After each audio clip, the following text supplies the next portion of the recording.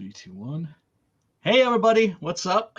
Welcome to Horror Movie Club with me, your boy, Brian, and my boy, Matt Burke, the creator of. Hold on a sec.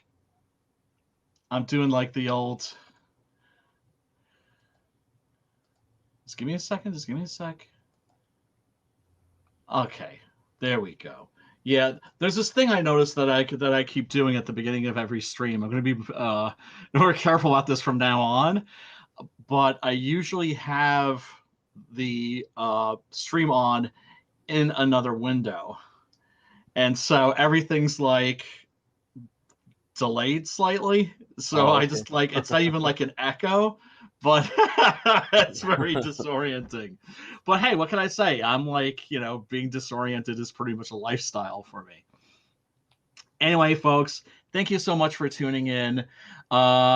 This is Horror Movie Club, where we watch horror movies and talk about them every week. We try to make sure that the movies are easily accessible. That's to say, if you want to join in, there's always a link in the description where you can watch the movie before the stream and join in, give us your thoughts in the chat, or you can also watch it afterwards if what you've heard and what you've seen has piqued your interest. Anyway, Matt, how are you doing, brother? I'm doing great, man. Just been working on my book and knocking out some letters, and that was fun. What are you sipping on over there? Looks like a nice coffee. Oh, okay. No, it's iced tea. You see, I got a little one myself.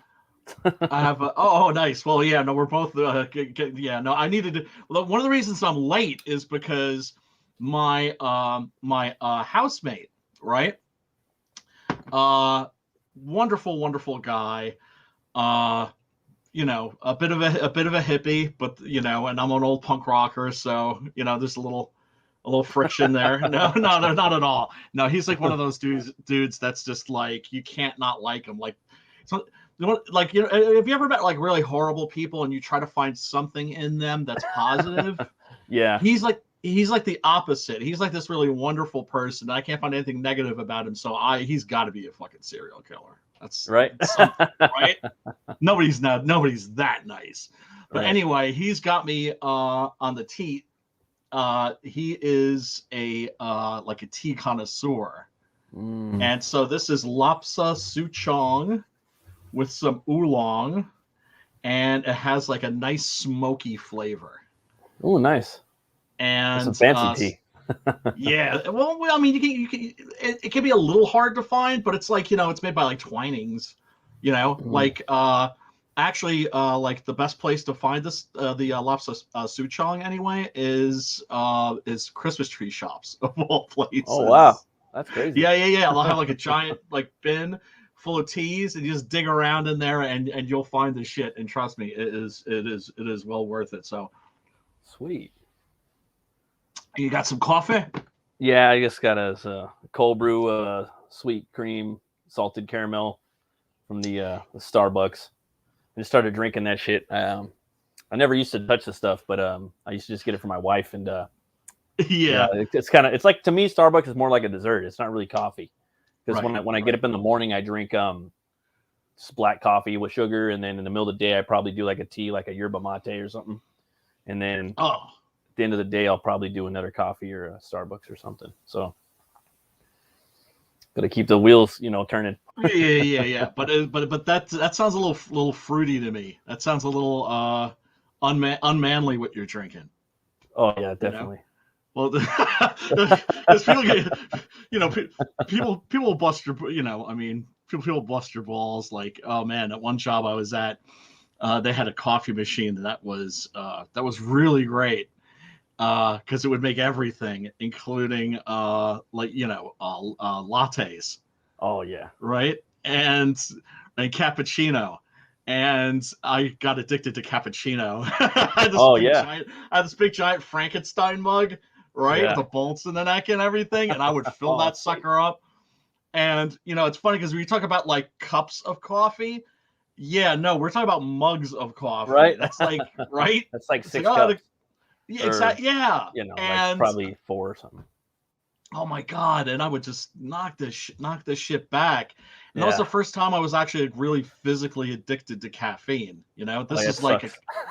a computer cubicle job. In the Oh yeah. city, I'd have to commute like an hour and a half every day by Oh train, wow. and it was I'm never doing that shit again, bro.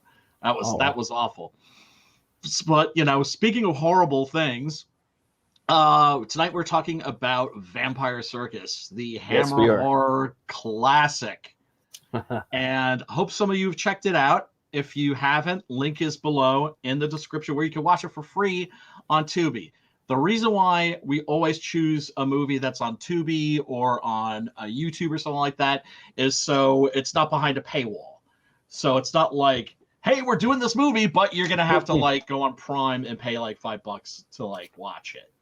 It's a lot of great stuff on Tubi and YouTube and Plex and Pluto and all that stuff. It's a great time for streaming. And before it gets all fucked up, where they start censoring everything and putting in like product placements from like start updating the product placements, so like Yeah.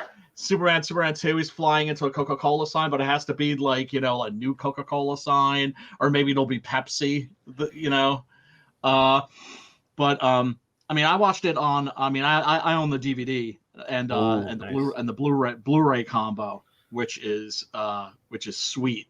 And I recommend that, but before you drop, like 20-30 bucks on that, check it out on Tubi, make sure that it's like something that you're going to want to watch over and over and over and over and over again, like I have. Anyway, real quick, just wanted to talk about the week in horror movies. Like, have you seen anything this week? Have you seen Halloween Kills? No, actually, don't. I mean, it counts. I saw Addams Family too. I took my daughter to the movies because I haven't been to the movies in 2 years. So I was like, all right. And I wanted to go see Venom and Carnage. I heard it was Right. I heard it was dog shit. I'm sure it is, but I wanted to go watch it. Like the old Okay. 90s version of me would come up and kick my ass. Literally, the little kid version would come up. What are you doing? Go watch that movie. But you got kids, man. Yeah. So the kids first, but it was awesome, bro. It was so nice. And they still got the like the $5 movies on Tuesdays, so I'm gonna try to hit those up, And yeah, I'd love to see Halloween. It's just hard. I also definitely want to go see that Batman movie. That you see the trailer for the new Batman. Yeah. I'm not gonna like say I don't like it. I'm sorry. It looks good. It looks like a good fucking movie. It looks great. Yeah, there's a lot of people that just hate on it because it's for different reasons. But I'm like, because it's Robert Pattinson.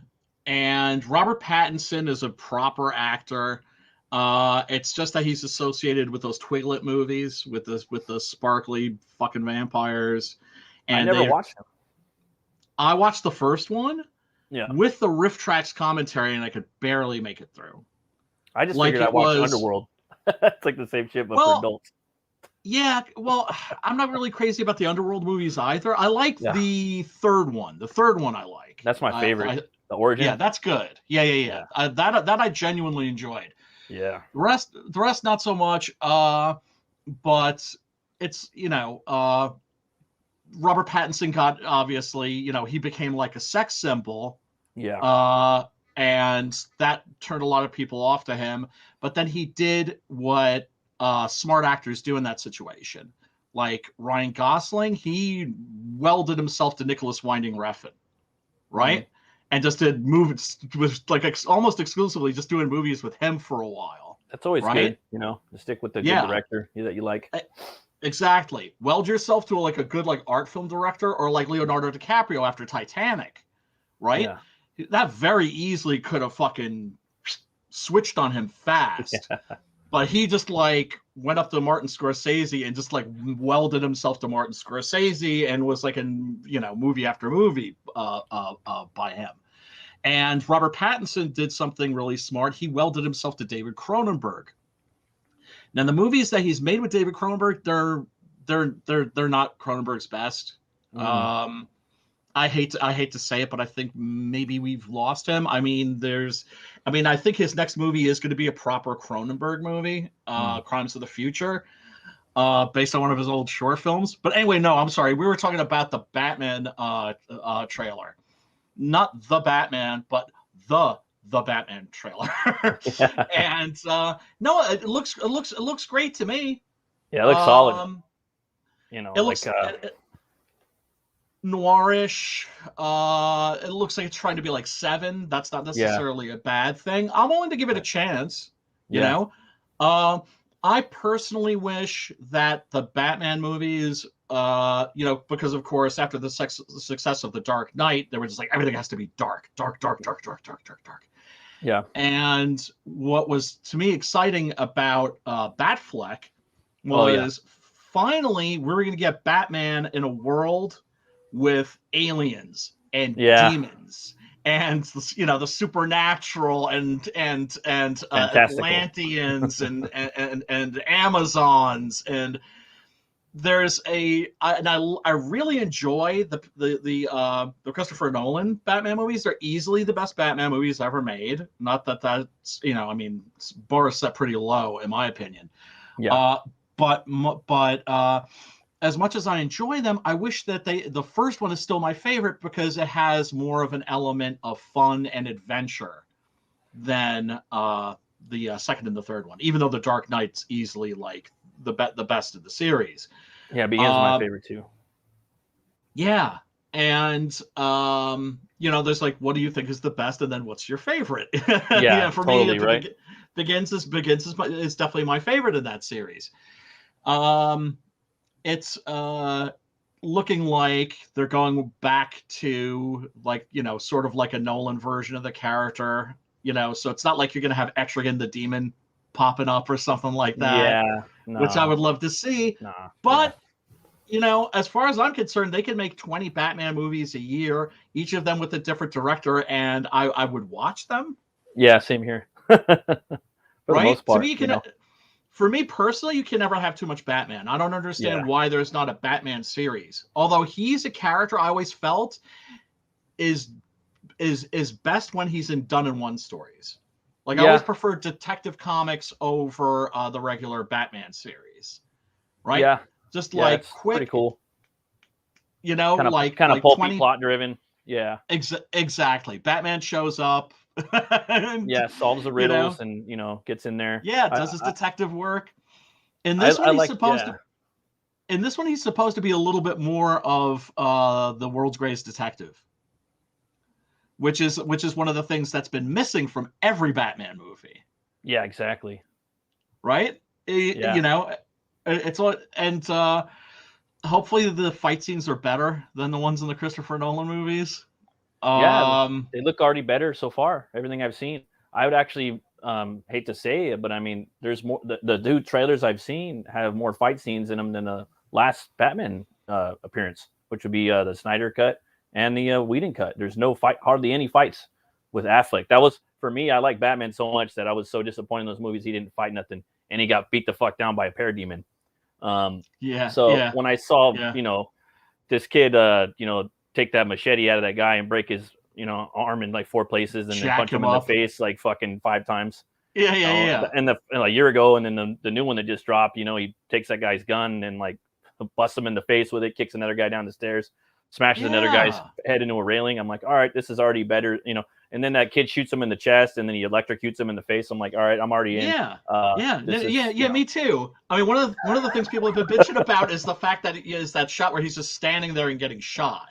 Yeah, it's a movie. It's got to be. There's got to be some shameless fucking fun visuals, And I think that's one of them too. Obviously, you could shoot him in the dick or in the face, but it's that's like for fun. It's fun, It looks fucking badass. It looks badass. It does look badass. It's a comic book movie at the end, but there's a lot of shit going in this movie. That motherfucker's been working on this movie for a long time, and they're doing a whole origin of the police department. It takes place a year before that.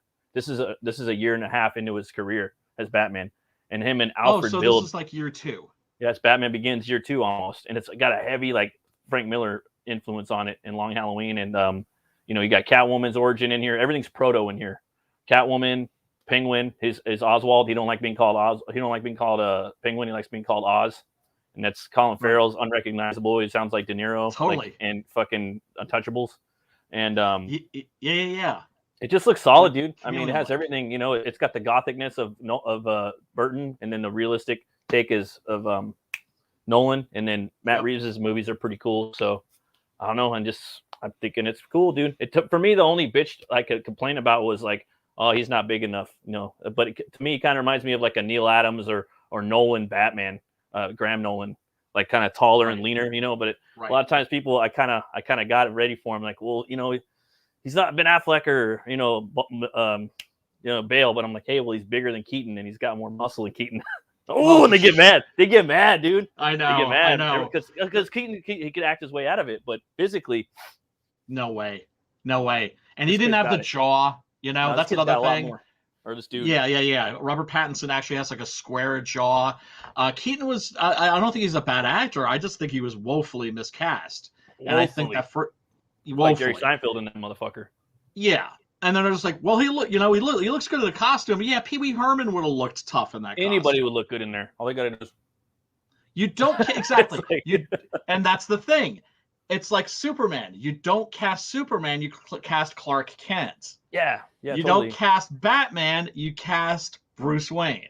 Yeah, and they tried to get Brosnan and Clint Eastwood, like I've heard from different documentaries and researchers. Like there's a lot of people that they went after for that movie. Like in recent years, I've heard about, because I knew about Bill Murray, you know, and a lot of different. Oh yeah, that's always the argument that comes up. I used to get into this with Drew. He's like, no, the 1989 movie is a masterpiece. It is. And Keaton's great.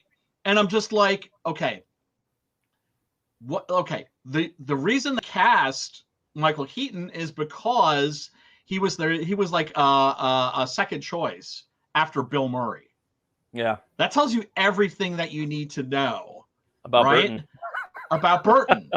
Burton, right? He don't even like comic books. Like he doesn't even like comics. He liked the Adam West show. You know, that's what he liked a lot. You know? Yeah, and that it's still ultimately an adaptation of the TV show.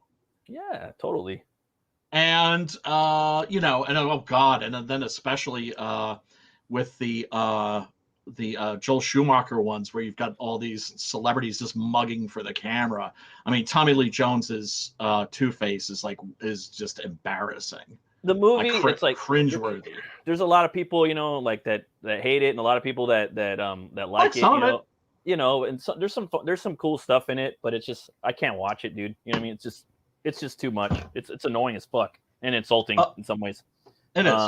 I like Batman Returns. I like. Oh, I love Batman Returns. It's just straight up Tim Burton Returns. You know what I mean? That's the Tim Burton Batman movie. Like he got in there and just fucking went full dark and morbid and shit. And the script is really good, full of like snappy one-liners and shit like that. I think he wanted to make the reason he did that was because he was just like, okay, I want to prove I can actually make like a decent Batman movie. Yeah, which that one's cool. He did. I like that. I like Batman Returns a lot, and I think it's one of those pictures that the time has been kind to. Let's see. What did I see anything this week that was particularly interesting or anything new? Not that I could think of. Everybody's talking about Halloween Kills, biggest Michael Myers body count. Fuck, I can't wait to watch it. It's just hard, man. It's hard for me to sneak off and go watch the movies. I'm gonna have to check it out though, but it'll probably be. Oh, I got some other news. What's up, J Money? Thanks, bro. What's up, J Dog? I just shaved for you. I flossed my balls for you, J Dollar, just so you know. That's why I was 20 minutes late. Rob Zombie dropped the first image of the Monsters. He's filming in Hungary. His wife's playing Lily, and then he's using a lot of. You're and then kidding. And then a lot I'm of shocked. No, you're not. And then a lot of. Being a dick. I'm sorry. Go on. They're building it from scratch because I follow him on Instagram, and they're building the whole town or the whole street from scratch, the house and everything. And he's using all of his actors, his like TV actors and his you know. But I mean, I'll give it a shot. I don't know if it's gonna be his first family movie or what, but I'll give it a shot. I have zero interest. Yo, did somebody just step in?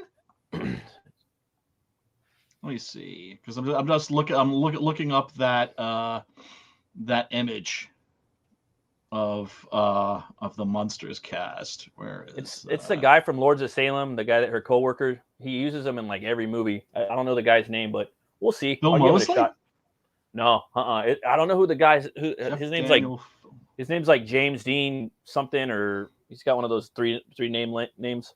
But you know, he's in the Rob Zombie. He's a Rob Zombie actor. Rob Zombie uses the same actor. Same actor right, as right. an older. A lot of a lot of filmmakers do. And I'll check it out. We'll see what's up. I like the Addams Family movies too. The ones with Raul Julia and Angelica Houston. Those are fun. I like the second Christopher one. Lloyd. I like the first one. I like them both. The first one, what killed me, I think, admittedly, this is my problem, is the fact that it has a TV commercial for the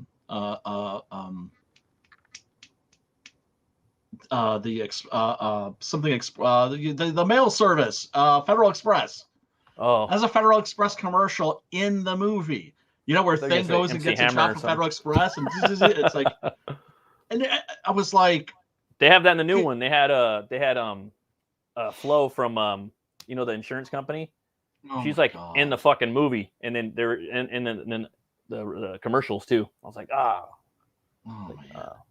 how are the animated movies, by the way?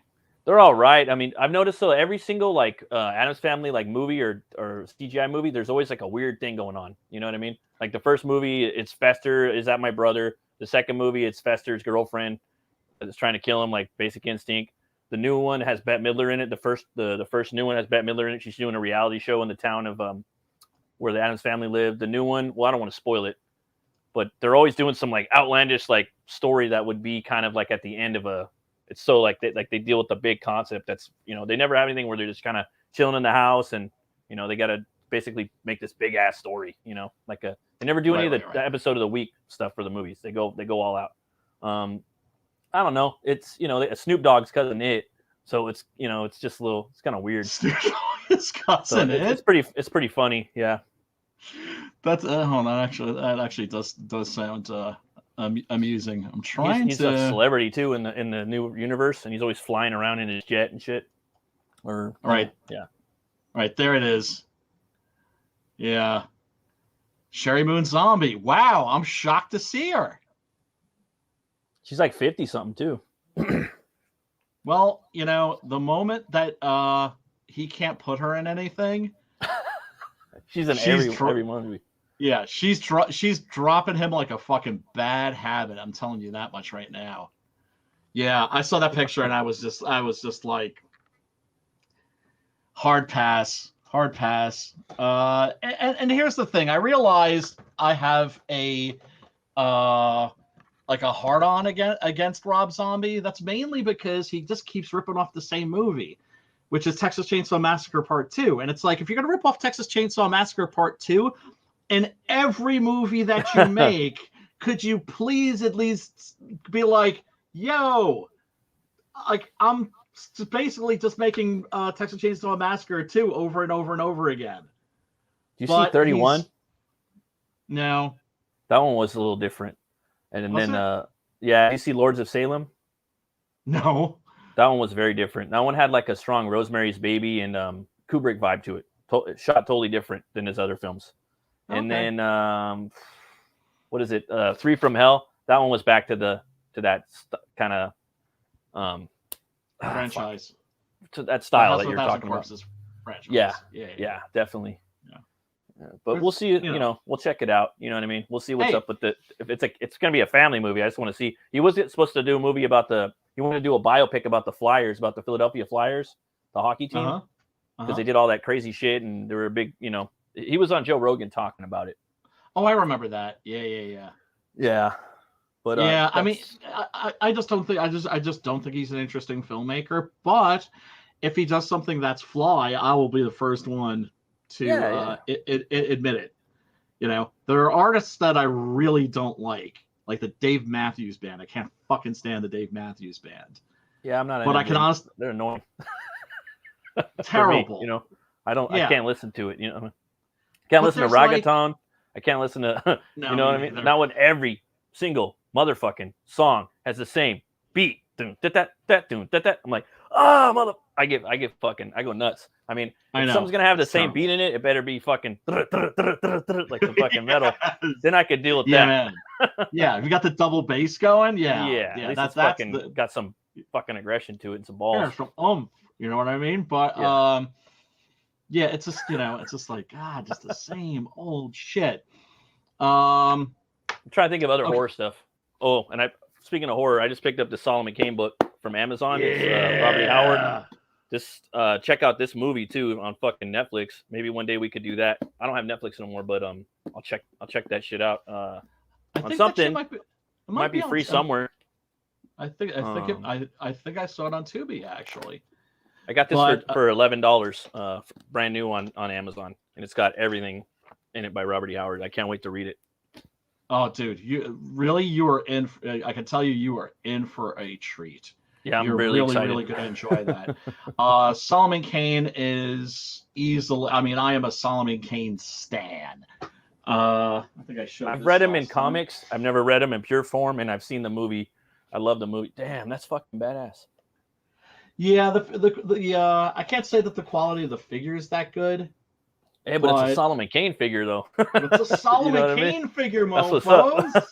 That's what's up. Yeah. And there's an illustration there. This is from the 80s limited series, 6-issue limited series that they did. Yeah. That I think it was it Ralph Macchio?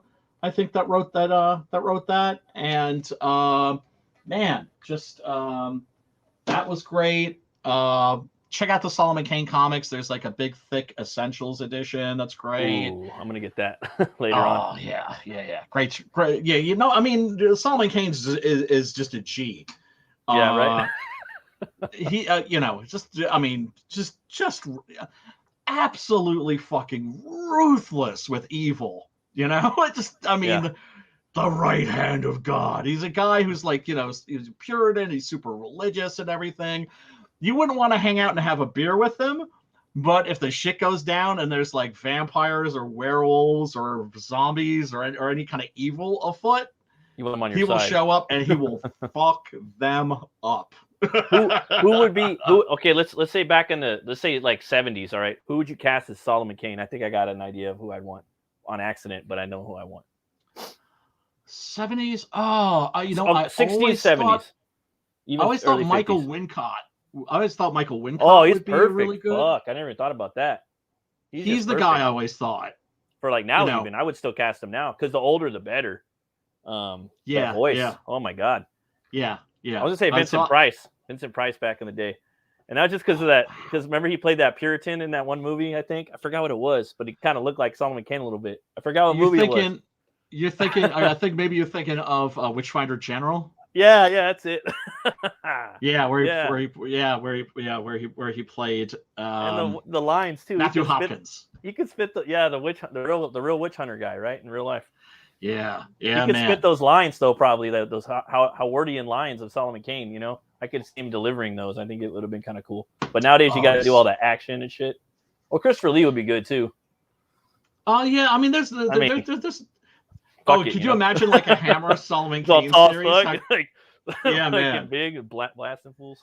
Yeah, man. Oh God. Yeah. No, that's something I would have to think. I would have to think hard on. But I always thought Michael Wincott. Oh yeah, for sure, bro. Would have been. That dude is like criminally like undercasted in cinema. I think. I agree too. Darksiders, fucking perfect as death. Have you ever played that game? The Joe Mad game?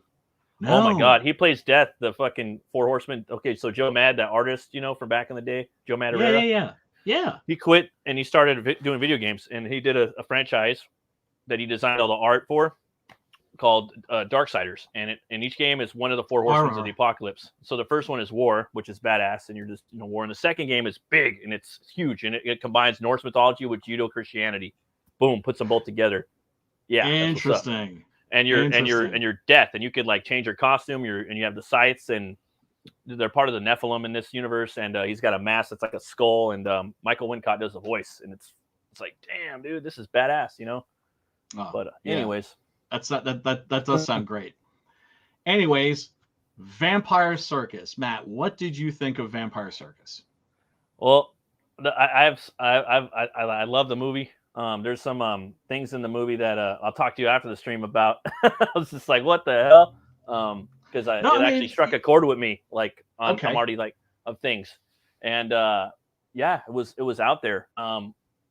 There's certain things that I would have liked to see in the movie more, as far as right? the character from the beginning. But he comes in strong, and then he the way they take him out, he kind of goes out like a bitch. I'm not gonna lie, but Yeah, he does. it's Yeah, funny he as fuck. does. It but is. It is. but it He was takes out some good. motherfuckers first, though, Yeah, he does. and He yeah, does. and I mean, he's not he's no jabroni. It's not like he just rolls over and let's face it, he is a bit of a pimp. I mean, he is like totally takes that school teacher's woman. Yeah, he like takes her too, like even without like hypnosis or vampire powers, No, however you want to word it. I was watching it with my no, wife. I'm like, hey, I think this motherfucker is just straight up taking this fool's bitch, like yeah, without his vampire powers. She's like, what are you talking about? I'm like, yeah, he's just straight up like she's attracted to him. She likes him probably because he's just fucking. I don't know. Maybe because he's he's just weak, evil. and this Because, guy, she's maybe because, attracted to evil or what. But well, homeboy's got a blouse with his pec sticking out, and he's just. oh yeah, he looks like Z-Man from Beyond the Valley of the Dolls. I don't know if you've ever seen that No, before. I've heard of it though, but I have not seen Oh, it's amazing. It's like one of the best movies ever. Definitely like a 60s time capsule. So good. Um, but the movie opens and the school teacher's there and he sees his wife show up and she kidnaps this girl who that we was see that was here. that was the scariest part of the whole movie. I remember just watching that because I got kids, you know what I mean, and me and my wife were like, Exactly. that shit always hits us like, damn, that shit's fucking. This fool's scary, you know what I mean? He's a fucking evil motherfucker. He's an Um, evil piece of shit is what he yeah, is. And she's an evil piece of shit. yeah, Because not only does she love him, it's not like she loves him in spite of his cruelty. She loves him because of his cruelty. yeah, totally. And good horror taps into those kinds of fears. Yeah, a stranger shows up, gives your child some candy and leads them off into the woods, Yeah, and in this case into a vampire's castle. and I loved how And it was a castle, man. I love seeing vampires and castles, you know what I mean? And then you yeah, throw in yeah, like the yeah. hammer edge and I was like, oh, this is badass, kind of feels like Castlevania a Yes. little bit, you know what I mean? Had that Castlevania feel to it actually felt like a Castlevania like chapter in the whole fucking movie, that's Right, one right, of the right. things I liked about it. When yeah. Yeah, yeah. It's Robert Taman as Count Mitterhaus. Oh man. Yeah, and I couldn't pronounce what they were saying. It was like I was like, oh, I don't know what they're saying, but it's something in in the there. town of Stater, right? Yeah. So he brings right. The school teacher's wife brings this adorable little girl with the little chubby, pinchable cheeks and the cute little smile, and hands her over to a fiend. And see, I took a bunch of screenshots, but they're not exactly in order. There he is. There's Count Mitterhaus, showing his true nature. Now, He's there's a got lot the of widow's funk. peak. He's got the He's got widow's the peak. widow's peak, but then also he's got like this. He's got this choker, Yeah, like a cat. like a Catwoman. cat. This is a funky movie. Yeah, definitely funky. Everything about this movie is funky. Like because it's a Hammer movie, but everything's like a little bit off. Yeah, definitely. And this was also the era when Hammer started having nudity and gore. And generally speaking, I'm not a big fan of the use of nudity in the Hammer movies. I always thought it was sexier when they just had the women in the booby dresses, right? And in something like Lust for a Vampire, Twins of Evil, I don't think the nudity works very well. In this, I think it works fine. Like, I don't have a problem with the nudity in this. It's like, for instance, there's the dancers, right? Oh yeah, Where like there's a the woman that's like, reptilian chick, and yeah, yeah, and that's more of like, it's more of like a an act for the carnies or the right, carnival, and then right. but as far as the nudity goes, I don't even really think about it too much. You know what I mean? Like sometimes less is No, more. right. And so after the Count Midderhouse has his way, they have a little sexy time. He says, "One lust feeds the other," and yeah, indeed it does. And so they do the nasty, and yes, that's how they find the girl. And so the school teacher rallies the rest of the community to put an end to this evil. And, where's a good torch wielding mob when you need one? Right. And so he leads the village elders, everybody, and some peasants into the Count's castle. Fight ensues. He runs one of them through with a sword. Yeah, that's a really good shot right there. Does he look worried? No. not in the least, right? And of course, rapier. Yep. I'm not sure if that's a rapier or a small sword. I think it might be a. It's not that it matters. I'm just like a sword fiend. No, So I know. That's why I said that. I want to see what you'd say. Yeah, I think it might be a small sword. This movie, like so many of the Hammer, Frankenstein and Dracula movies, just the Hammer movies in general, they take place in Germany. Yeah, And I like that. Germany is always, yeah, me too. And Germany is always presented as like this gothic fairy tale land. Yeah. But it's also Germany in like the early 1800s. Mm-hmm. Which is when you started to get like the romantic period. And by romantic, I don't mean romantic as in lovey-dovey stuff the way that the word is used today, but in the 1800s, here, English lit major, romantic meant fanciful, right? Yeah. Flights of fancy. And that's where the Gothic story was born. Was in the first half of the 1800s. That's where we got a Dracula, Frankenstein, Varney the Vampire, Castle of Otranto, the Monk, all that stuff. And that's what these movies are very much informed by. But then, of course, like anything else, it starts to become its own thing. Yeah. And Hammer was starting to wonder, like, well, how are we going to compete with The Exorcist? How are we going to compete with, the more bloody horror films? Even though their movies were pretty bloody, what they decided to do was they were going to get like experimental, and that's when the movie started getting a little wacky, but like in a wonderful way, because this is also like the same era in which we got Captain Kronos Vampire Hunter and Dr. Jekyll and Sister Hyde and all those other wonderful Hammer movies that are just like a little bit off, although I think this one's like a lot off. And I don't mean like in a bad way. I mean like in a really cool, ambitious, batshit crazy way. And unpredictable way. With him right here, I didn't expect the movie to make that turn. I didn't expect. I mean, I didn't know what to expect. I knew that there was going to be a circus, but I didn't expect what happened to him to happen to him that way, and the story to go in that direction. So it was very unpredictable, which is a good thing.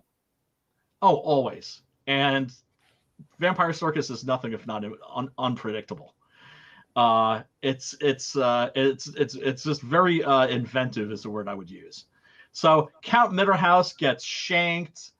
The school teacher's woman is like, oh no, my hero, like, you skank hoe.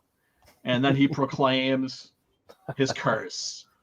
You all will die. Your children will die. I was like, damn, dude. Easy, bro. I'm like, fuck, shots fired. My children? This was going deep on it. Like, all right, fuck. It's like, damn, dude, you really hold a grudge. Yeah, you're right? like a fucking Salem witch or something. Just, well, yeah, I mean, but you see, that's the thing about vampires. And Stephen King got this really right in Salem's Lot. When Barlow gets staked in the novel, he says one thing. He says, "You dare!" Right? It's the vanity of the devil himself. This is about me. Yeah. Right? Yep. Everything's about him and his desires and his pleasures. And the world and the people that populate it are there for his amusement. And I can't think of a better definition for evil than that. Right. So, oh yeah, that's right. Well, before they, because at first they're going to kill the school teacher's wife, and then a couple of them are like, no, we have a better idea. And this is where you see that the citizenry themselves can be really sadistic, right? And so they make her walk a gauntlet in which she is flogged mercilessly, right? There's the gauntlet right there, which she's facing. So they beat the crap out of her, but her husband can't stand seeing it. He jumps in and it's just like, it's enough, right? But bitch is so in love with the Count, she drags his body into the dungeon where there's also which is connected to like a bat cave, coincidentally. And he whispers to her and is like, go find my cousin Emile and get, he'll know what to do. And so that's what she does, and she disappears for 15 years. And when we see the town in 15 years later, we see that it's basically been isolated, that there's been a plague in the town that has kind of cut it off from the rest of the world, and it is surrounded by dudes with rifles who are going to blast anybody that tries to leave. And life is pretty awful for these people until, of course, one day the circus arrives. The circus comes into town. And let me see if I can find a good shot of that. You see, I took a ton of screenshots yesterday, but like none of them are in order for some reason. Oh yeah, well, the circus comes into town and sets up shop. Oh wait, there he is. Do you recognize that man? Anybody? The giant. Yeah, who is that? That's working. It's that's working the hurdy-gurdy. That's David Prowse. That's David Prowse. Oh, that's Darth Vader. Darth Vader. Gee, I can't imagine why you didn't recognize. Right. Like Darth Vader. I mean, James Earl Jones. No, that's David Prowse was in a lot of Hammer movies. He was a bodybuilder. He was a huge dude, and was in, I'm trying to think, was a horror of Frankenstein. He was in, he played the monster, I think, in Horror of Frankenstein, and Frankenstein Must Be Destroyed. Or no, I'm sorry, Frankenstein and the Monster from Hell. And is also in this film. and you're not sure if he's a vampire. No, he's obviously not a vampire. He's walking around in sunlight. He's clearly a familiar. And so the circus has come to town. And the entire town is there because, well, shit, what else is there to do? And it's not like they're like, oh, there's a new episode of Friends to watch or whatever, regular people are into. And my God, these are people that certainly could use a little bit of a distraction. What did you think of the circus show? I thought it was pretty funny. The one thing I thought was pretty crazy was that the what, I don't know if it was a panther or I think it was a panther. The shapeshifter. Yeah. You know what I mean? I couldn't because I was watching the movie and I didn't know if there was going to be any more vampires in it. And it kind of went for a minute. Yeah.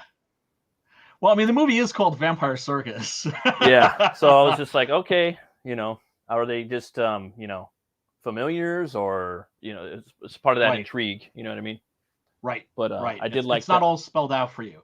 Yeah, the moment that also I think that you're that you might be referring to is when the circus comes into town and these little boys decide that they're going to have a little peek inside one of the cages, and they see this beautiful black leopard. Magnificent beastie, and then for just a split second, in a subliminal flash, it turns into this dude. Yeah. On the right, and he's just kind of reclining there. Yeah. Very odd performance by that actor, by the way. Yeah. He does a lot of this sort of eye rolling, and he loads his teeth up like before he's gonna bite. He does the he charges. Yeah. And he rolls his eyes back. Some of it was reminding me a little bit of like Johnny Depp's Captain Jack Sparrow. Oh yeah. Flamboyant. Just the way he moves and everything, right? Yeah.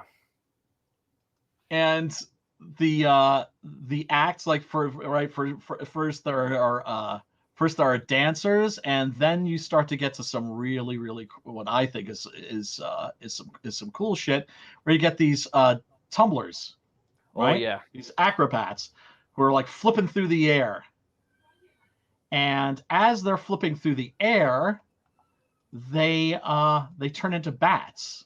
Yeah, and then they turn back into people. And there's two of them. They are the twins. Let me see if I can get a good picture of them, because I know I took one. They're probably like I would say like the most interesting vampires in the bunch. It's a good pic of them right there. He was using they were using the live bat too on the count. You know what I mean? That was pretty cool how they had the that. In fact, when Dave Prowse removes that big stone, and you get like this zoom in, you see like actual bats, live bats, like superimposed over the image of the count lying there in state with a stake in his heart. And we're so used to seeing like the bats on a string. You see something like that, and it's just really cool. Oh no, wait a second, that's not both of them. It was crazy too that like that room of mirrors, or the house of mirrors. I forgot how you title it in like in a freak show or a carnival, whatnot, or a circus. It had like a almost like a portal in one of them, and also that was funny too. They fuck him up bad in there. That's great. He gets it bad. He gets it more than anybody. Yeah, there they are. Yeah, it's I don't know if you've ever seen any of Jean Cocteau's movies. Like have you ever seen La Belle et la Bête, Beauty and the Beast by Cocteau? What?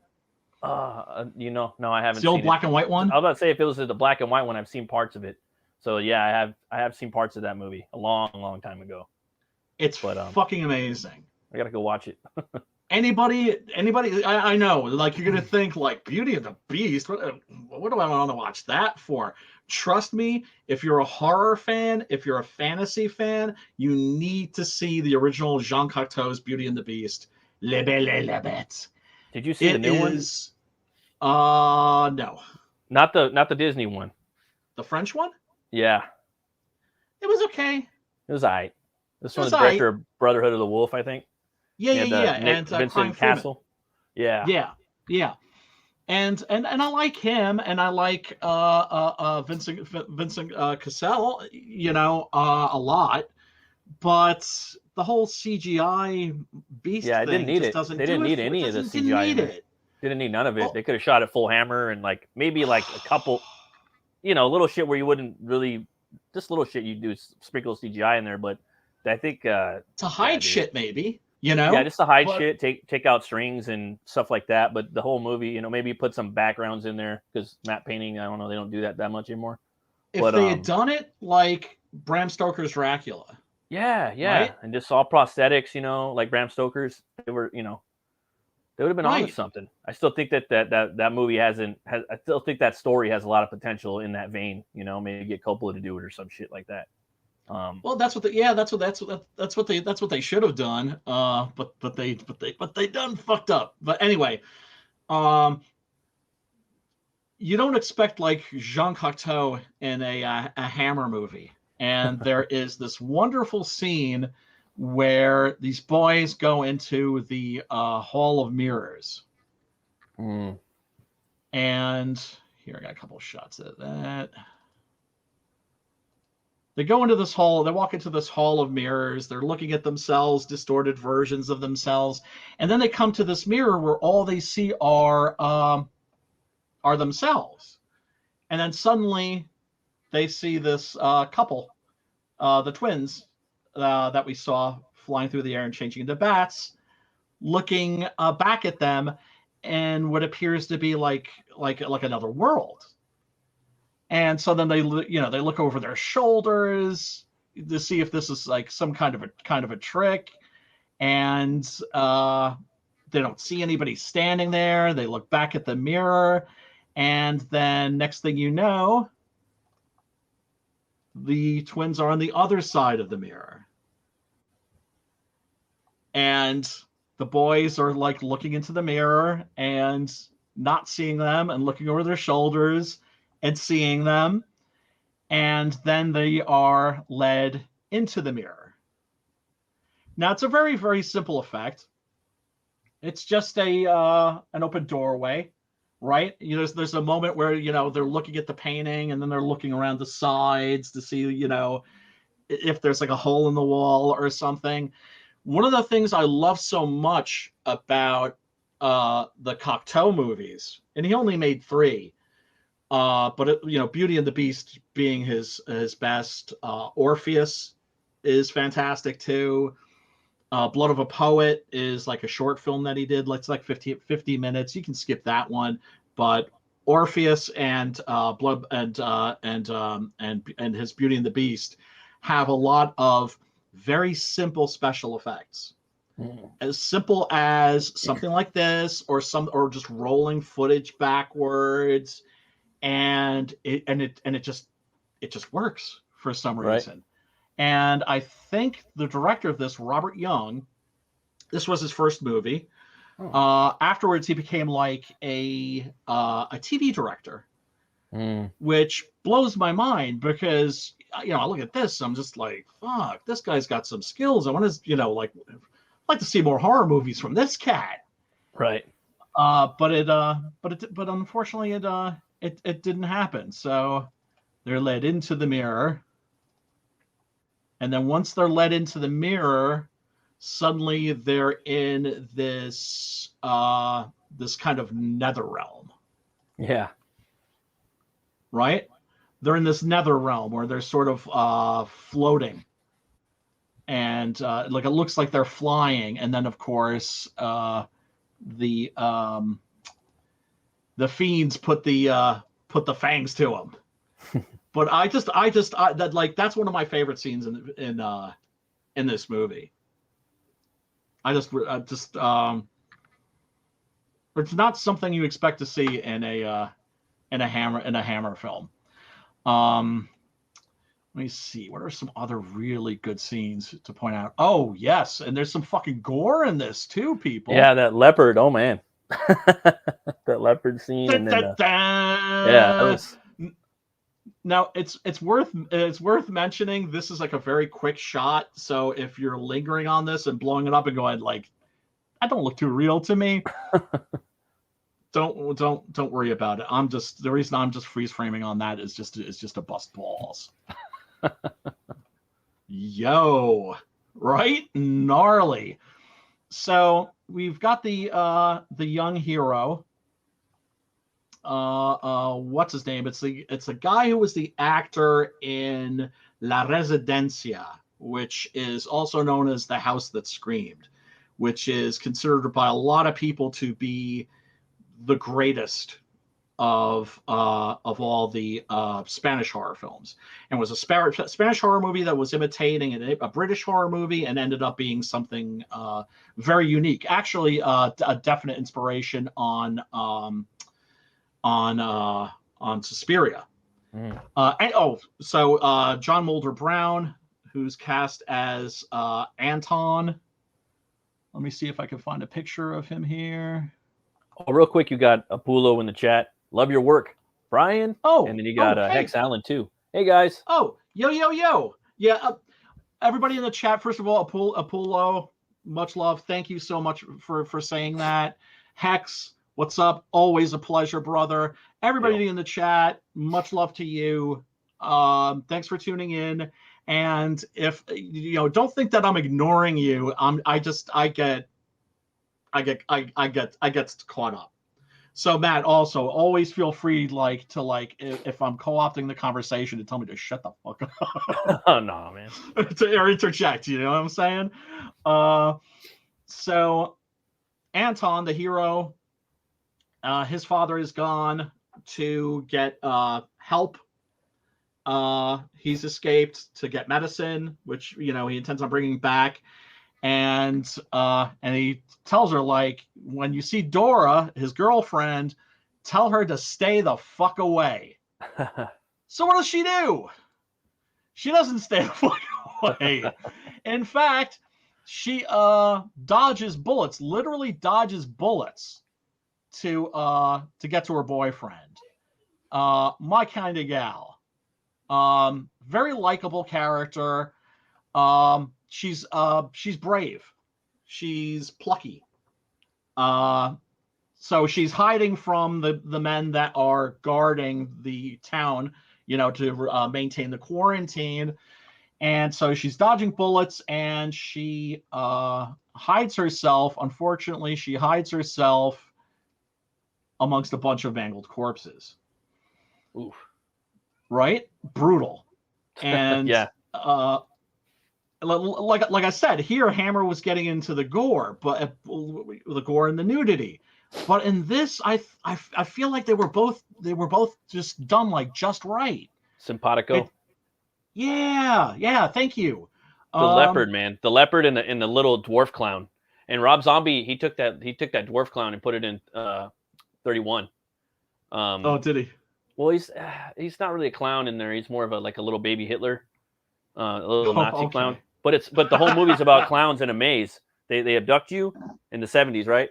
These people will abduct you, and then they put you in a maze, and then there's 31 clowns, I think, or 30. I forgot 31 something. I forgot what it was. But like serial killer clowns. Yeah, serial killer clowns with chainsaws and shit. And then there's a whole bunch of aristocracy, or rich people watching it, and they're in this they're wearing these big white wigs, and makeup and high heels. You know what I mean? And Malcolm McDowell's one of them, and he's so it's like a blood sport. It's a blood sport. It's worth a watch. It's worth a watch. Okay. But I could see that's what I've heard. That's what I've heard. And keep in mind too, when I have a beef, or if I have a trouble with a certain filmmaker, that's my issue. Oh yeah. Do you know what I'm saying? If I have a Yeah. bias against somebody, that's my bias, and I'm aware of it, and I cop to it. And when somebody that I can't stand does something awesome, I'm like the first one to be like, yeah, that's awesome. I hate to say it. Like Courtney Love, can't stand Courtney Love. She is fantastic in The People versus Larry. I'll say probably the Larry Flint movie. That movie was Amazing. pretty good. Yeah. I mean, surprise. She's really good playing a complete skank. But no, I kid. Not that she isn't a complete skank, but that's not taking anything away from her performance. It's like when people are like, oh, like so and so's playing themselves. So how hard can that be? How do you play yourself? Right. If anything, I would think that would be a bigger challenge. It'd be easier just to imagine that you're somebody else. But yeah, so Dora, homegirl here, sees the bodies and grandma's head with the eyeball popping out, and it's actually really kind of a beautiful moment, because when she sees the head, at first she's shocked, but she's not terrified or even really grossed out. And you see this happen off camera. Young, like a lot of great directors, if you don't have great special effects, or like if you don't have a great monster or something, don't show it a lot. Do you know what I mean? Keep it in the shadows, that sort of a thing. Yeah. And she takes the head down and she lays it on the ground with like the rest of the body, and she covers it with a sheet and crosses herself, and says a little prayer. And I don't know why, but I found that very moving. It's like things are as horrible as they could possibly be, and this brave girl is finding strength in her faith. And there's something I just always find moving about that when I see it whether it's in a film or especially if I see it in real life. So she's reunited with her boyfriend here, and I don't know if we have any chicks in the chat. He's like one of the, I don't know if you ever do this with your wife, but like, you have to feel in a relationship, you have to feel free to like say if somebody's hot or not, right? Yeah. Right. Yeah. It's just, and sometimes like with my girlfriends, when they've been like, oh, that dude's like I've been like, really? Like, I find it interesting, right? Well, yeah. Like, and then sometimes they'll pick the most random, goofy looking dude. You know what I mean? Yeah. And you're like, well, but he's got something. I'm like, okay, well, you know. Yeah. But then you got the Cavils and the Chris Evanses, where they just like them, and the alpha chads, where it's like you understand, right? Yeah. But then sometimes you're like, really, Steve, you fucking said no. Steve Buscemi. Gary Oldman, no. But yeah, totally no. It's just comfortable and being honest. You know what I mean? Obviously, in a relationship, someone you love. Oh, dude. You're not being honest. You know what I mean? Obviously, it's just you gotta be that way. Well, here's the thing. You do, because it's not like because you're married or you're in love and in a committed relationship that you're blind, or that you've suddenly, that doesn't get turned off. That person is still the center of your world, honey. You're the bomb. I've never cheated on a girlfriend in my life. I got enough fucking guilt, right? I'm like, that's one thing I'm not doing. I don't need to kick myself I don't need extra shit to kick myself in the ass over, right? But that doesn't mean like, I don't leer, but you notice, you notice people. And whenever I see this dude, I'm always just like I want to ask the chicks, like, do you think he's cute? Right? It's just, I don't know, because I think you're supposed to find him. Either way, they make an adorable couple, and you find yourself. He's the badass. Really he's the badass, dude. He's the man at the end of the day. I liked I like the special effects at the end where he had a he had a A cross, crossbow. not the crossbow, but he had another cross that was lit up. You know what I mean? I don't know what and I was like, ooh, that's fucking metal right there. And then the crossbow was even more metal, you know. And he's just like, oh, I just fucked your shit up, like all nonchalant, like a young kid, you know. And yeah. He was, because it was him and the cousin, you know, that became, or was the cousin, the count's cousin that was the main antagonist for the most part, or sort of, kind of. Not the count's cousin, but the you mean oh yeah. It's the Count Emil. Emil's kind of the star, right? When you think about it. Yeah. His homeboy is just kind of, you know, in his coffin most of the movie, but he's the main one. But I mean, his cousin, he's kind of, in a way, the main one. And this guy is kind of he is the main. He's the hero. This guy, right? Oh yeah, without a doubt. And you know, immediately, you know, the kid's got some fucking balls because he is like, you know, his father wants to get out of his father's a doctor, righteous dude. He wants to get out of town so he can get medicine and bring it to the town and cure the people of the plague, right? And his son's like, oh, I'll draw their fire. Yeah. Right? And he's just like, cool about that, man. Oh, well, it's badass and it's selfless.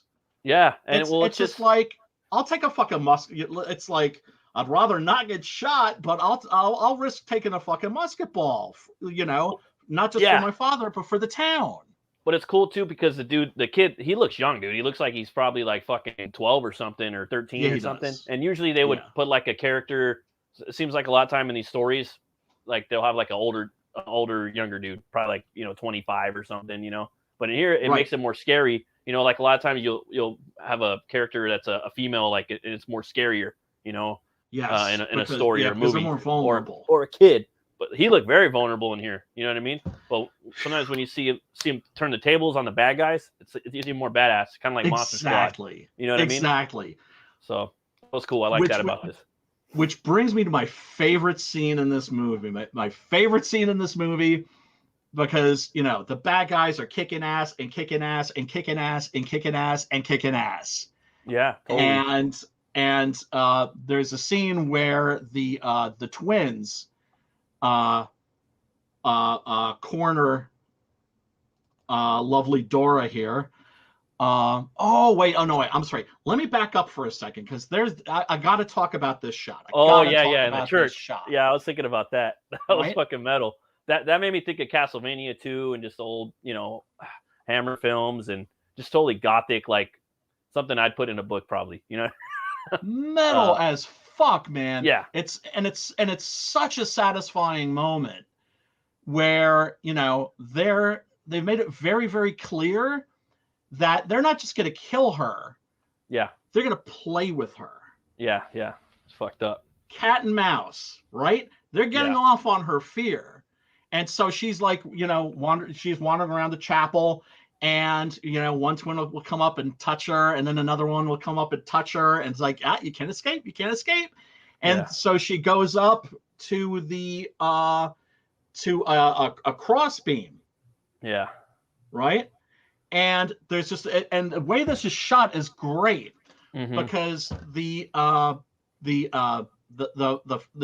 female twin is just looking up at her with this big smile, like, yeah, we're gonna fucking kill you, bitch, right?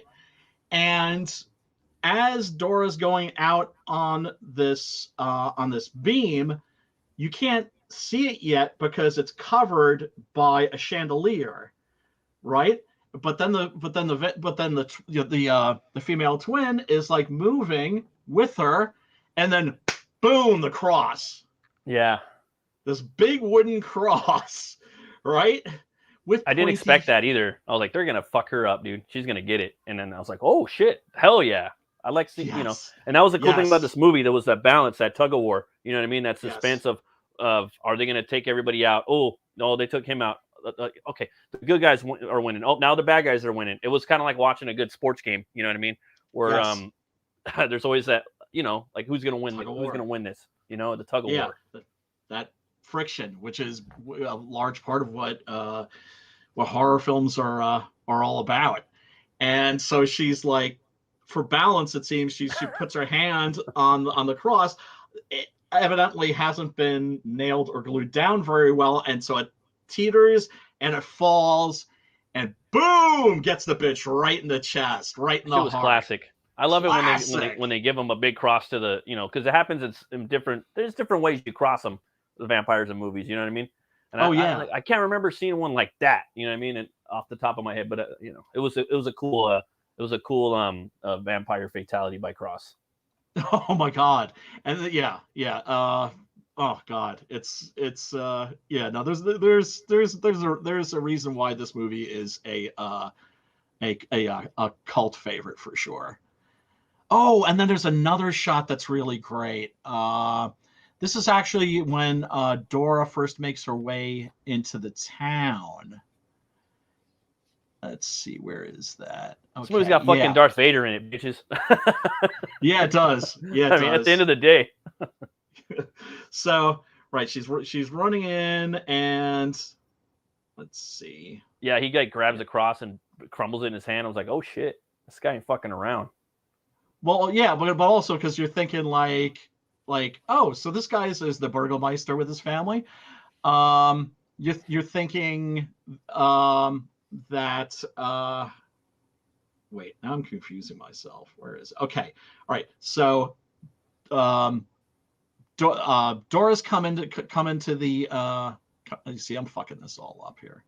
You'll have to pardon me, people. Okay, right. So she's lying down in the grass and she sees these glowing eyes. Well, yeah, that was a good one right there. Right? She's lying in the grass and she sees these glowing eyes, and they start to move, and then you see that these glowing eyes are actually boot buckles. Yeah, that was a good shot. That's probably the best shot in the movie. I mean, as far as like, it's probably my favorite. Sorry, like it was very creative, very creative. Really creative. Yeah. Oh yeah. Let's see. And you think it's the leopard, probably? You know, like the leopard's coming. You know. Exactly. The way they shoot that, real quick, the way they shoot that, the leopard, you know, the leopard killings or whatever, it looks fake. But then when you're thinking, oh well, you know, when a leopard would be doing that in real life and moving around that fast, it kind of was pretty brutal, dude. It kind of realistic in some ways, but not. The leopard attack is incredible. Yeah. You know, where Granny and her family get wiped out is incredibly clever, because like if you freeze frame it, you still just see blurs, and you just see like this, like what must have been like a puppet head. Yeah, with these giant teeth going, and it really works. And that's what you would see in real life. That's how fast it would be. You know what I mean? And that's why I was like, oh yeah, okay. Yeah, everybody gets fucked up really fast. Yeah, but you know, by a vampire leopard for sure. Yep.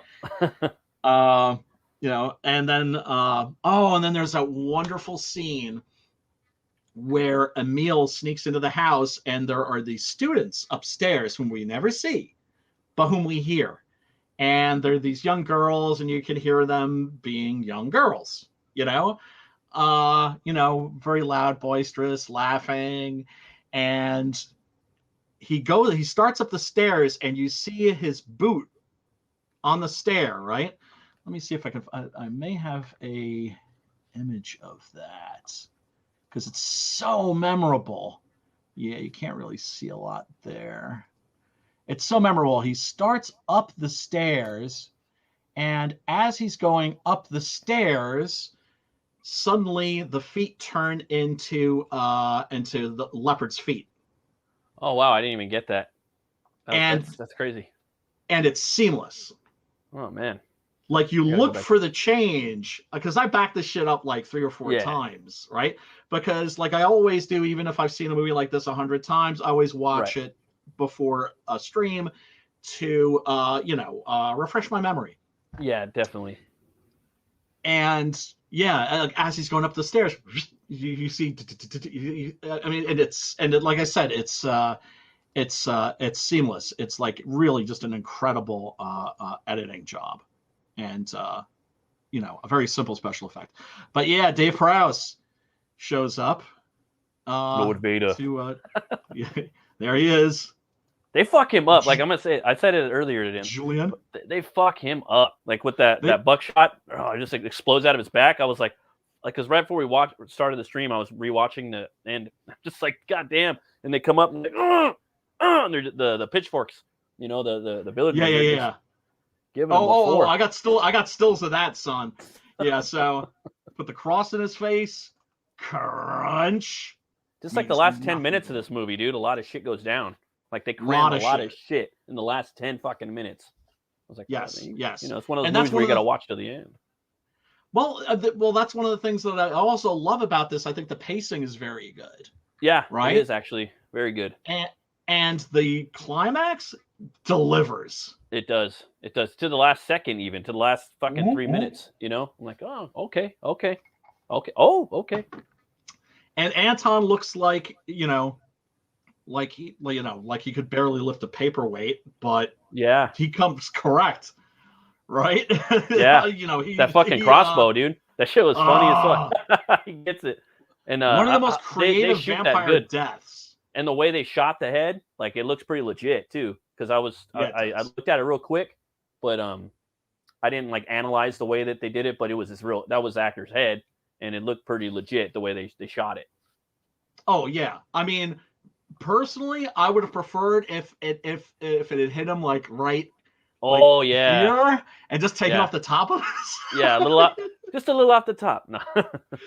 Right, that would have been really metal, right? It would have. Yeah, the teeth are there, and the teeth just like land right in the dirt. Boom. Or right in a pillow or something, or fucking something. Land in someone's leg. Yeah. Add a little, humor. A little insult to injury. At the end? Yeah. Definitely. Yeah. That would have been way better. I'm sorry. Boom! Yeah, there it is. A load of buckshot in him. Right up the back. Booyakasha! It explodes. No CGI right there, ladies and gentlemen. No, definitely not. And that's a great effect. I love that. And if you freeze frame it, you'll see that there's like a bullet squib like attached to his back, like under like latex skin. Right on his love handles, huh? Yeah, it's the way it's cut. It just you don't notice it, and shit like that reminds you about how film is, of course, all about illusion and making the impossible seem possible. They're the twins again. But yeah, so you would recommend this to our humble viewers? Yeah, definitely. And like I said, I felt there was a lot of influences from other modern things in media from this, Castlevania. Trying to think of more that I saw, but I could name, but I can't really name too many. But it was very original. Definitely check it out, man. You're just showing recommending a lot of cool movies over the past few weeks. I'm trying creepy, to scary movie, original. A lot of tug of war. Again, hate to say it, I wouldn't mind seeing a remake of this either. It doesn't need it. Obviously, it's good the way it is, but it's got a big concept, bro. A big fucking concept. You could do a lot, even more with it. But definitely check it out. Definitely worth the watch, even if you don't like it. Go fucking watch it. What's it gonna do? No, I'm glad that you've been enjoying the movies that I've been recommending, that we've been doing on this show, because you don't know if other people are going to vibe with the stuff that you're into. Which is why I made a point also, like before we went on air, to like not discuss the movie with you, to save that all for the actual stream. Oh yeah, because that energy is going to dissipate, and it's going to be because a lot of that happens sometimes when you're going on a stream with somebody. You'll talk about the stuff, and sometimes you'll lose that energy, and you won't be on the stream, and you won't even remember some of the things you want to talk about. Oh, dude, Do you know how frustrating it was when we did the like the Western roundtable? It's Like we talked like about, it's like you talk about everything before the show, and it kind of sucks no because again after. that energy, or even after, yeah, and that energy it doesn't get filmed, you know. Well, it's just like it's like it's you know I'm like it's like I want to talk westerns. We were talking more about westerns afterwards. It was like, okay, well that's done. All right, and then we were just bullshitting. I was just like, why didn't we do that on the freaking stream? Yeah, well, Right? you got it, man. Because Got to keep you it know a tight. little bit of shilling is cool. A little bit of shilling is cool, but you know shill streams can be boring as fuck, right? Yeah. And streams like this, streams like you know, I mean, we definitely got to do another Western Roundtable one of these days. Oh, for sure, man. Got to do a Monster Roundtable. It's all about you know sharing our enthusiasm Oh and yeah, man. our love for this stuff. There's so much of it out there, you know, that hasn't even been Oh my tapped. You god. know, like me, there's so much stuff I haven't even seen. I have no idea about, you know, and it's to me, it's fun. I can't wait. I'm always down to check out new stuff. You know, it gives me inspiration. You know, um, That's that's gratifying to hear because I always feel like people that have seen a lot of horror films that kind of really know horror movies, it's our sacred duty to like, you know, point out the ones that are really special and recommend them to folks like you that are horror fans, but that maybe haven't seen this stuff. oh yeah, man. Like in me, I'm always looking for like it's me. I'm into all kinds of stuff. Like I probably said it before. Like just the costumes, the sets, the castles. You know, the vampires. What type of vampire? Oh, this guy turns into a fucking leopard. Oh, okay. You got the whole circus approach to it. It's different. You know, how are they going to take it? How's this? How you know this is a '70s movie? How are they going to do it different? You know, than the Universal movies. You know, and then how could they remake this and make it not trash and suck? You know what I mean? How could they expand this? How do you make it a sequel? You know, that's like there's things like that. You know what I mean? Yeah, yeah, Yeah. So yeah. I'm always down. Without a doubt. I mean, Hammer, you know, Hammer actually has published comic books, Oh and yeah, yeah. like the new Hammer, they did a Captain Kronos that Oh was dude, I want to a check that little bit out, bro. woke. Oh really? Art was Tom Mandrake, who's amazing. It's still worthwhile. I was just pissed off because I'm not the one who got a chance to write it Oh because yeah. I would have lobbied for that shit hard. Oh, I Oh saw my that. That god, would have been. I would write the ass out of a Captain So we're gonna do Kronos Captain comic. Kronos next week or what? I don't know.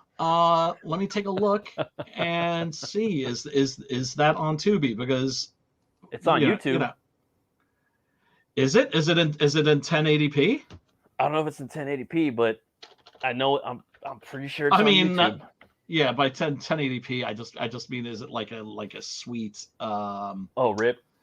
yeah, as opposed to like a And I seen the crappy movie one time, dude. I seen the movie one time, and that was easily like 25 years ago. And that movie, like, I like had an impact on me, you know. So I'm like, definitely want to go back and watch it, you know. And I seen someone was, I think it might have been you, dude. You were watching it with Drew or something like that. yeah. And you guys just did like one little line, and oh, like that, this was a fucking badass, dude. He was like in the Yeah, no, bar or he's a something. G. Yeah, He's he's a a G, G. dude. He's a G, and I'm like, damn, I want to watch that movie again. And well, hello. Yes, yes, we can do it. Yeah, and Drew was like all like mad. He was like it you know, like you say this is your favorite Hammer movie just because it's obscure. I'm like, no, it's my favorite Hammer movie because it's my favorite Hammer movie because I watched it more than like all the other Hammer movies combined, and I've watched those. I watched pretty much every Hammer movie. Like That movie, that's fucking multiple Simon times. Belmont, dude. That movie's pretty, you know, I would say that they got that fucking Simon Belmont. The whole Belmont was from Kronos because he's kind of like that, dude. You know, that's a big fucking movie. Yeah, yeah, And I and need an excuse to watch it. yes, it is. It is on. As a matter of fact, I'll post the link in the chat right now, so you folks can check it out. It's on Tubi too, or do you know, or is it just on YouTube? It's not on Tubi. but there's a rip on YouTube that Sweet. is very good. Although I don't, is it widescreen? Yeah. It's in the. I mean, of course, me being me, I recommend getting like the Blu-ray rip. Oh, for sure, yeah, definitely. But my dad showed me that movie when I was young. He's like, "Hey, you gotta check this movie out, son. It's called Captain Kronos." And I was no like, "All way!" right." And I'm like, "Oh, this is fucking badass," because my dad liked he liked the Hammer movies, you know, and that was a big one for him. And yeah, I just remember liking it a lot. And the Vampire Hunter, you know, and that one image where he's got the sword in front of his face, you know. I think he's like looking in a mirror or something. That's like one of the things I remember. Yeah, and it's kind of a really popular. Like we're doing more movies that aren't as popular. That one's probably going to be one of the most popular ones that we were going to do in the show, I think. But fuck, man, I want to do it. Everybody that I know that's seen it loves it to bits. Well, I mean, I was young and I watched it and I loved it, you know, or at least thought it was badass. You know what I mean? Can't wait to watch it now when I know what the fuck's going on and I'm not a kid, you know. What up, Eric the Wapo? What up, Eric? Eric the Guapo. And in case you folks didn't know, guapo means handsome. Yes. El Wapo. And let me just look at the chat really quick. You ain't seen it, Brian? Says J Dollar Dog. I'm not sure what we were talking about. Oh, we're talking about like the Addams Family movies or like the new ones or something. But yeah, okay. So next week, Captain Kronos, Vampire Hunter. Can't wait. Link is in the chat. Of course, I'm gonna have one in the description of the next video. If you're interested in Vampire Circus, the movie that we just discussed, if this looks like something that you want to check out, link is in the description below. You can watch it on Tubi for free. It's not like, you know, it's not like a Hustle or something like that. They're not like a sponsor. Tubi, for those of you that didn't know, it's basically a streaming service where you can watch movies for free, but they have ads. So you get up and make popcorn, you go grab a beer, and you come back. It's kind of like what we used to do, you know, 10 years ago. It's kind of awesome, actually. I kind of like it now. That's what I do. I watch the movie and I get up and I grab a, you know, soda or something. Right.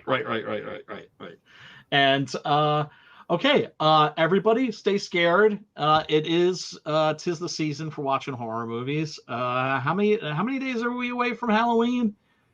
Whew, we got another 11 days, 12 days, something like that. 12 more days till Halloween. Yeah. Oh, dude, I went for Halloween, so I went and saw that movie, and then I also went to this place over in past Hollywood. I took my kids, this big fucking maze. It was up in the Woodland Hills, and man, they had a bunch of outdoor mazes and stuff, and yeah, I think it was a Woodland Hills, and they had a big Addams Family house out there and trick or treating. I don't know, it's pretty crazy. So if you guys are in that area, go check it out. Woodland Hills. I forgot the name of it's a Halloween type thing. Go at night too. We went right as it was getting dark. But as you go through the maze and the areas, and you traverse through the place, it's $20 to get in. You can't go back, so you got to just keep going and going and going. And yeah, check it out. It's like hell when you basically the exit is at the bottom. Yeah. All right, folks. We're gonna call it a night, and thank you everybody for tuning in. Matt, thank you so much for hanging out. And, hell yeah, man, it's my pleasure. Giving us your thoughts on Vampire Circus. All right, everybody. Much love, peace and love. Dream big, work hard. Like Bruce Lee said, play seriously.